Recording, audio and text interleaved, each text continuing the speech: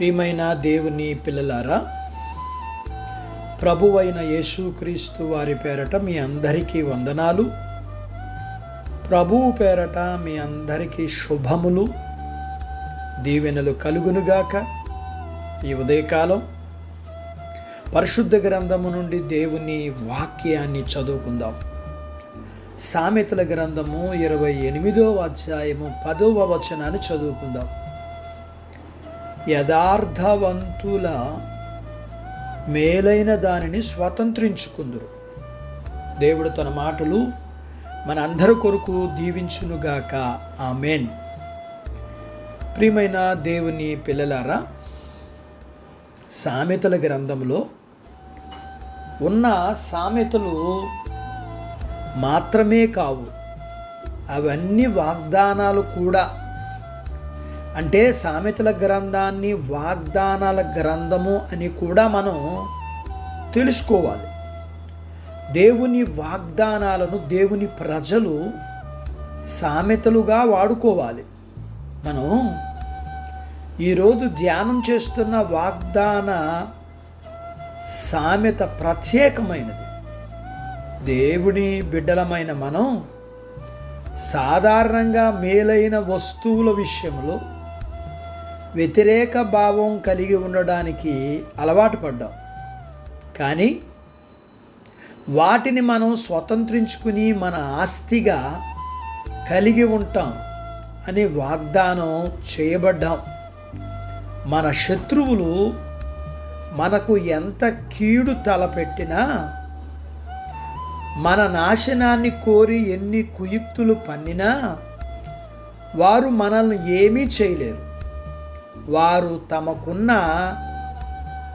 తవ్వుకున్న గోతులో వారే పడిపోతారు. మన కోసం దాచి ఉంచబడిన స్వాస్థ్యాన్ని మనం పొందుకోకుండా ఎవ్వరూ ఆపలేరు. దానిని మనం అందుకోకుండా ఎవరూ మనల్ని దారి తప్పించలేరు. అయితే ప్రస్తుతం మనకున్నదేమిటి? యేసు ప్రశస్త రక్తములో శుద్ధి చేయబడిన మనస్సాక్షి మనకుంది. ఎన్నటికీ మారని దేవుని ప్రేమ మన మీద ఉంది. ఏ సమయంలోనైనా దేవునితో మాట్లాడుకోవడానికి గాను, మన అవసరాలు చెప్పుకోవడానికి గాను మనకు ప్రార్థనా శక్తి ఉంది. మనకు దేవుని కాపుదల అనుగ్రహించబడుతుంది.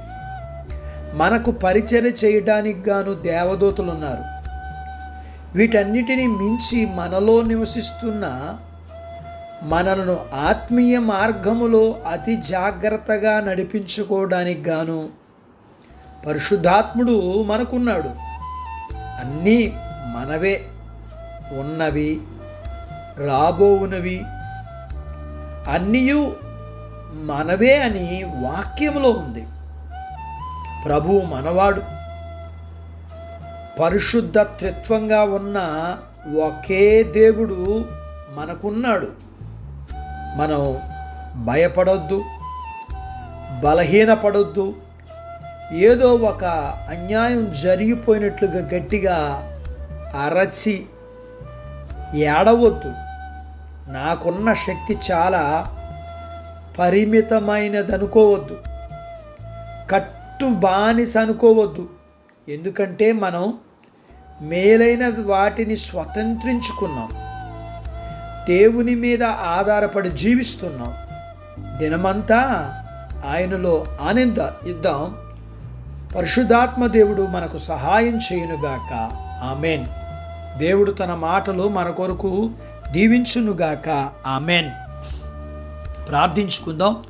నాతో పాటు ఏకీభవించండి. మమ్ములను మిక్కిలిగా ప్రేమించిన మా ప్రియ పరలోకపు తండ్రి, మీ పరిశుద్ధ నామమును బట్టి మీకు వందనాలు.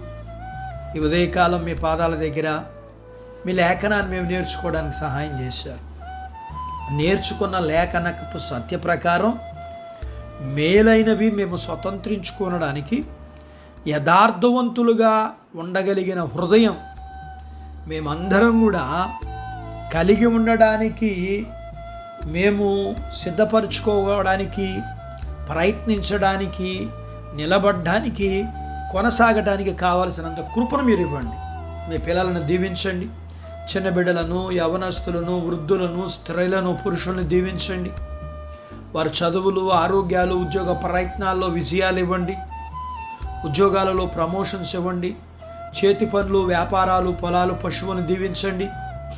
వివాహాలు కాని వారికి అవటానికి, గర్భఫలములు లేకున్న వారికి ఇమ్మని, గర్భం కలిగిన వారికి సుఖమైన ప్రసూతి ఇమ్మని, ప్రసూతి అయిన వారికి ఆరోగ్యం ఇమ్మని, మీ పిల్లల అవసరాలు, సమస్యలు, బలహీనతలు, రుణాల నుంచి విడిపించి మీ పిల్లలను మీరు దీవించి ఆశీర్వదించమని యేసు ప్రభు వారి పేరట స్తుతించి ప్రార్థించి అడిగినవన్నీ పొందుకొని ఉన్నాము తండ్రి. ఆమెన్. దేవుడు మిమ్మల్ని దీవించునుగాక. ఆమెన్.